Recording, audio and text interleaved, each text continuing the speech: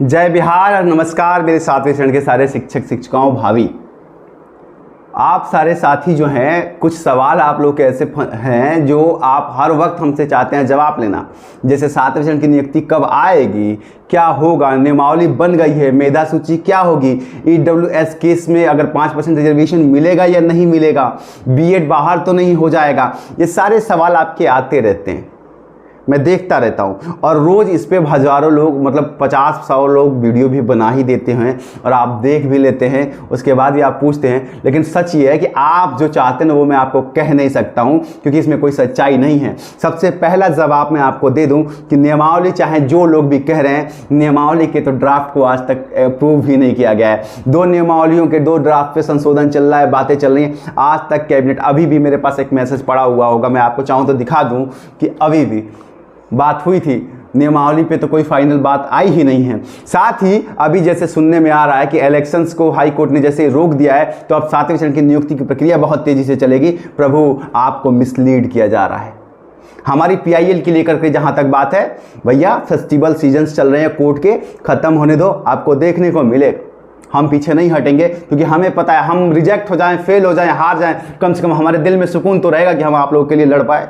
गए तो थे, हम कुछ करने की कोशिश तो किए, कम से कम आपको मिसलीड करने तो नहीं आ गए। बस जो लोग भी कह रहे हैं ना कि नियमावली, मेधा सूची ये रहेगी, 60-40 का रेशियो रहेगा, जो लोग भी कह रहे हैं बीटेड बाहर हो जाएगा, कुछ लोग कह रहे हैं बीएड अंदर हो जाएगा, कुछ लोग कह रहे हैं कि सुपर टेट की ज़्यादा रिप्रेजेंटेशन हो जाएगी, कुछ लोग कह रहे हैं EWS 5% रिजर्वेशन मिलेगा, कुछ लोग कह रहे हैं नहीं मिलेगा। सब के सब अभी सिर्फ एक बकवास है, कोरी बातें हैं। आजकल कहानी ऐसी हो गई है कि पेपर तक झूठ बोल रहे हैं, आपको झूठा दिलासा दे रहे हैं कि चलो इसी बहाने लोग पेपर पढ़ेंगे। क्या मतलब है? एक बड़े न्यूज़पेपर ने क्या लिख दिया था कि सितंबर में ही सारी प्रक्रिया शुरू हो जाएगी, ये हो जाएगा, वो हो जाएगा। ऑनलाइन पोर्टल तो आपका आज तक कंप्लीट नहीं हुआ है, लेकिन देखिए खबरें कैसे चले। जानकारी ये रहनी चाहिए आप लोगों को, सत्य। तो चलिए आज आप सबको सत्य बता देते हैं। देखिए, मैं बार बार आप लोगों को सिर्फ मिसलीड, जब लगता है कि कुछ ज़्यादा कन्फ्यूजन हो रहा है, आपकी भावनाओं के साथ खेला जा रहा है, तो मुझे आना पड़ता है।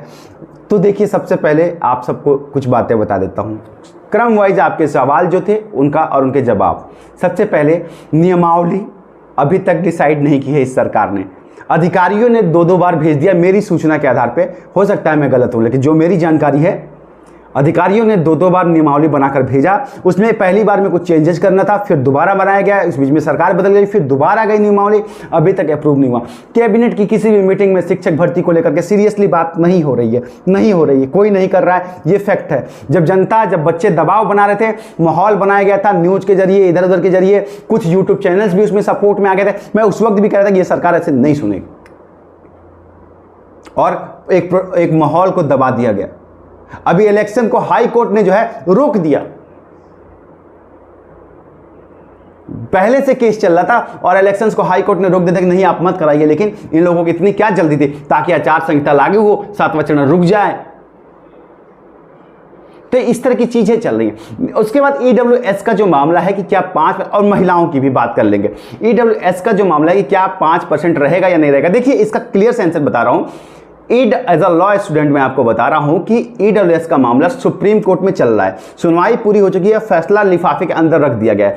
अब वो सुनवाई का फैसला जिस दिन आएगा, अगर इसके पहले इन लोगों ने नोटिफिकेशन निकाल दिया, सरकार ने नोटिफिकेशन आपकी निकाल दी, 7वें चरण की एक औसत जो एज हो सकती है ना, कि कब तक आने की संभावना, मैं आपको बताऊंगा जरूर। सरकार अपनी तरफ से कब दे सकती है।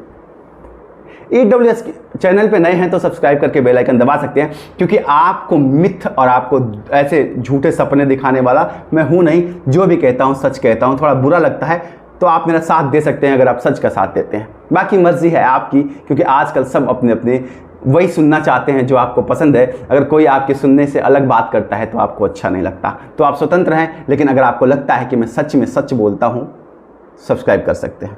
चलिए आते हैं आपके, तो EWS का मामला सुप्रीम कोर्ट में। अगर इससे पहले बिहार सरकार ने नोटिफिकेशन जारी करके EWS के 5% को कंसीडर कर लिया, तब तो वो रहेगा। नहीं तो अगर सुप्रीम कोर्ट का फैसला आ जाता है और EWS केस को, EWS रिजर्वेशन को सुप्रीम कोर्ट अनबैंडेड कर देता है, हटा देता है ना, तो फिर EWS नहीं मिलेगा, किसी को भी नहीं मिलेगा, पूरे देश में नहीं मिलेगा। लेकिन अगर सुप्रीम कोर्ट का फैसला ये आ जाए कि नहीं EWS रहेगा, तो ईडब्ल्यूएस रहेगा और फिर सबको मिलेगा। ये टोटली जो है सुप्रीम कोर्ट के ऊपर ही अधीन है। अभी मामला जो है सुप्रीम कोर्ट के ऊपर है कि सुप्रीम कोर्ट क्या डायरेक्शन और क्या डिसीजन लेता है। जब तक उसका फैसला नहीं आ जाए तब तक के लिए ये है कि अगर वो उसके ऊपर डिपेंड करता है, और अगर उसके पहले ये लोग नोटिफिकेशन निकाल देते हैं तो ईडब्ल्यूएस को 5% मिल जाएगा। उम्मीद है कि आपके जवाब मिल गए होंगे। तीसरा सवाल, क्या बीएड को प्राथमिक शिक्षकों में लिया जाएगा? इसका जवाब यह है कि बीएड वर्सेस बीएसटीसी राजस्थान में एक मामला हुआ था जिसमें बीएड को बाहर कर दिया गया। साथ ही अभी हरियाणा ने भी बाहर कर दिया है बीएड को प्राथमिक शिक्षक से। मामला जो है सुप्रीम कोर्ट में चल रहा है, और यहां पे अब आप जान लीजिए कि अब सुप्रीम कोर्ट में जो भी फैसला हो 12 अक्टूबर को सुनवाई है, लेकिन बिहार सरकार का स्टैंड ये है कि वो बीएड को प्राथमिक शिक्षकों में शामिल करेगा। वो बीएड को प्राथमिक शिक्षकों में, हालांकि बिहार सरकार की एक नई क्रोनोलॉजी जो सामने आई है वो ये है कि ये लोग माध्यमिक की भर्ती पहले देंगे, प्राथमिक की बाद में देंगे। हालांकि ये दोनों साथ में भी दे सकते हैं, और मुझे यही रिक्वेस्ट है, मैं अपनी तरफ से यही प्रयास कर रहा हूं कि दोनों को साथ में दे दो। इससे जो है ना ये बीएड वर्सेस डीएलएड का बवाल ही खत्म हो जाएगा, क्योंकि फिर बीएड वाले साथी अपने आप माध्यमिक में पहले अप्लाई करेंगे, है ना। उनको कोई ज़रूरत नहीं है प्राथमिक में आने में। ये मजबूरी सरकारों की, ये उन बच्चों की मजबूरी है। भाई क्या करेगा, नौकरियां नहीं है तो एमबीए करके भी चपरासी का फॉर्म भरना पड़ता है।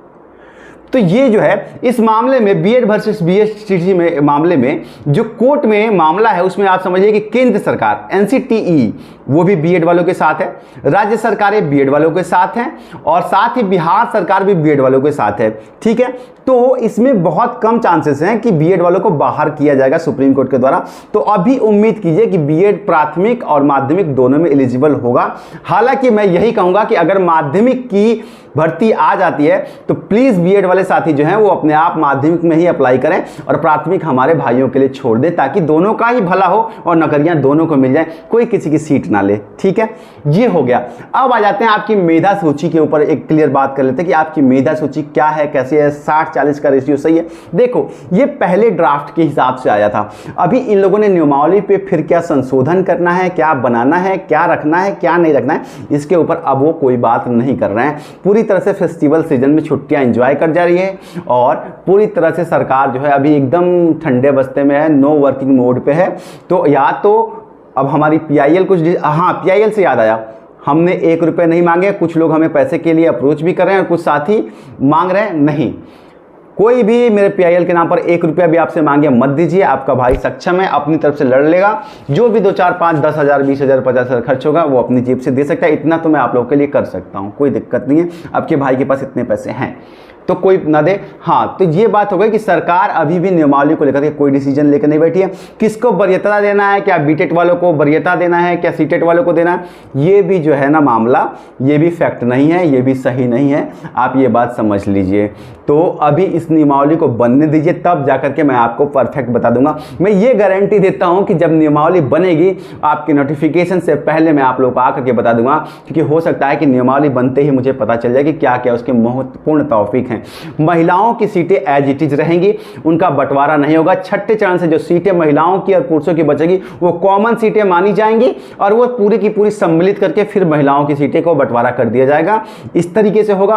बाकी मेरिट लिस्ट के ऊपर ज्यादा बात करने का मतलब वेस्टिंग ऑफ टाइम है। जब तक कि नियमावली ना आ जाए लोग आपको मिसलीड कर सकते हैं। हाँ, एक चीज कंफर्म है, बिहारी फर्स्ट के तर्ज पे होगा सिलेक्शन, और ये कंफर्म है। तो आप लोग डोमिसाइल वगैरह बनवा सकते हैं। जल्दी ही मैं आप लोगों को नियमावली बन जाए फिर मैं आप लोगों के बीच में कोई आकर के बात करूं तो बेहतर है। फिलहाल उम्मीद करता हूं कि आपको आपके सारे सत्य की जानकारी मिल गई। एक यक्ष प्रश्न की क्या 7वां चरण आएगा, मेरी जानकारी के हिसाब से आपको बुरा लगेगा, लेकिन इस साल तो मुझे ये नजर नहीं अब आ रहा है, क्योंकि कुछ राजनीतिक फायदे हैं, कुछ प्रोपेगेंडाज हैं। सरकार का पूरा है, भर्ती शुरू करेगी और 2024 तक खींचेगी। इलेक्शन के पहले आप सबको नियुक्ति पत्र देगी, और वोट बैंक की राजनीति है।